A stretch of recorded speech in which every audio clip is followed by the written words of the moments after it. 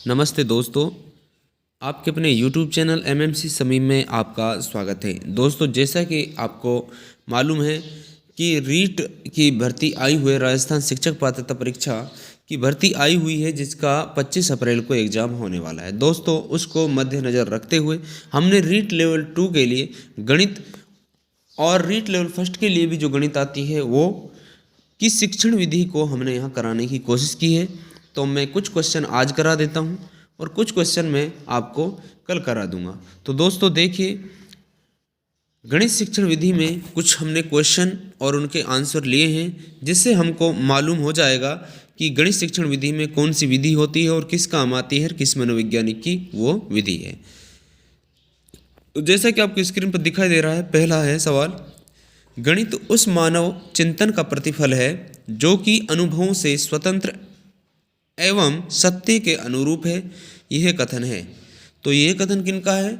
Einstein का है। यह आइंस्टीन महोदय का कथन है कि गणित उस मानव चिंतन का प्रतिफल है जो कि अनुभवों से स्वतंत्र एवं सत्य के अनुरूप है। नेक्स्ट देखो, दूसरा, गणित वह मार्ग है जिससे मानव मस्तिष्क में तर्क करने की आदत स्थापित होती है। मानव मस्तिष्क में तर्क करने की आदत जो स्थापित होती है, गणित वह मार्ग है। तो ये बात किसने कही? लॉक ने कही। ठीक है। तीसरे नंबर पर बात करें तो गणित की प्रकृति की बात हो रही है। तो गणित की प्रकृति कैसी है, उससे संबंधित प्रमुख बिंदु क्या हैं?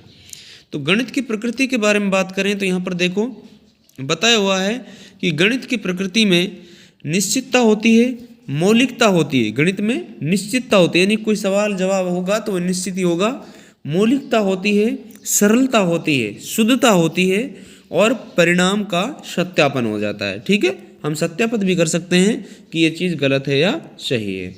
चौथा सवाल है हमारा, छोटी कक्षाओं यानी कि प्राथमिक स्तर या प्राथमिक कक्षाओं पर गणित शिक्षण की उपयुक्त मनोवैज्ञानिक विधि है। यानी कि हम जब छोटी कक्षाओं को पढ़ाते हैं 1 से 5 तक, तो हम कौन सी विधि का उपयुक्त समझेंगे गणित सिखाने के लिए बच्चों को? तो यहाँ पर देखो, खेल मनोरंजन जो विधि है वो सबसे महत्वपूर्ण है प्राथमिक स्तर के बच्चों के लिए, तो आपको ये ध्यान रखना है। ठीक है। नेक्स्ट है, विश्लेषण विधि का प्रयोग गणित शिक्षण में जिस स्थान पर किया जाता है वह है। तो रेखा गणित जो है उसमें विश्लेषण विधि का उपयोग किया जाता है। तो विधि दो होती है, विश्लेषण और संश्लेषण, एक दूसरे के विपरीत होती हैं। विश्लेषण माने होता है उसको विश्लेषित करना और संश्लेषण होता है उसको इकट्ठा करना। विश्लेषण माने उसको अलग अलग करके समझना और अलग अलग करके उसको सोल्व करना, और संश्लेषण का मतलब इकट्ठा करके सोल्व करना। तो रेखा गणित शिक्षण में हम देखें तो विश्लेषण विधि का प्रयोग हम करते हैं। नेक्स्ट है छठा, गणित विभिन्न गणित उदाहरणों के प्रयोग से एक सामान्य सूत्र की स्थापना कहलाती है। यानी कि जब हम बहुत सारे उदाहरण लेते हैं और एक सामान्य नियम बना लेते हैं या सूत्र बना लेते हैं तो वो विधि क्या कहलाती है?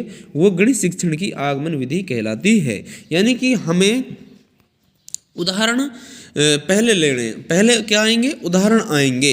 तो आएंगे आगमन, यानी कि जिसमें गणित में जिस गणित के सवालों में पहले हम उदाहरणों से फिर कोई नियम का स्थापन करते हैं, तो शुरुआत में क्या लिया हमने? उदाहरण आए, तो उदाहरण आए तो आगमन।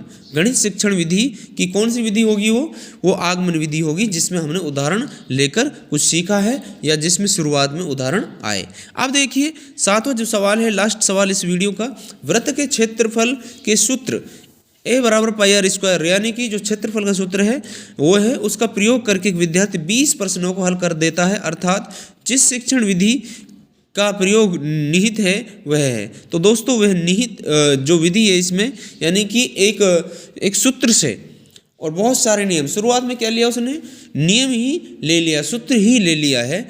और वहाँ आगमन विधि में क्या कर रहा था? पहले उदाहरण आ रहे थे, तो उदाहरण आ रहे थे तो आगमन विधि थी।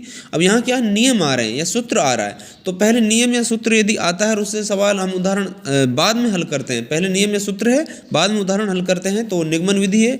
और पहले उदाहरण के आधार पर हम सूत्र बनाते हैं तो वो आगमन विधि। तो दोस्तों ये थी एक छोटी सी वीडियो, और मुझे आशा है कि जितना भी मैंने आपको इसमें पढ़ाया है आपको बहुत समझ आया होगा। धन्यवाद दोस्तों, मिलते हैं इसी नेक्स्ट वीडियो में। जय हिंद, जय भारत।